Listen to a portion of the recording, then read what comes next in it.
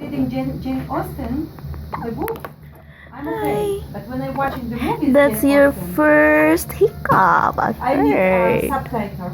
Yeah. Just Hi, on the bottom. baby. Australian can be hard with their accent. Choo- Oh yeah, Jane. Australian, yeah, yeah, that's the same way. Baby. Hiccup. So when you start thinking in English, you won't have to be like Hiccup. searching for words like I don't know what to say. Alright? Yeah. Now I can look I there. know the word Tagalog, but I don't know English. So you can look Oh, up. you know what? What now? Like I have a lot of words. Which one? I know how it's. What does it mean in English? But But in I don't know Polish. how to translate to Polish. Ah. And sometimes, like I'm telling my sister, and she said, "You please just don't say bad word to me," because when I start to speak English, she said, "Oh, just stop it. Don't say bad words. Just translate to Polish." Oh. And some words when I can't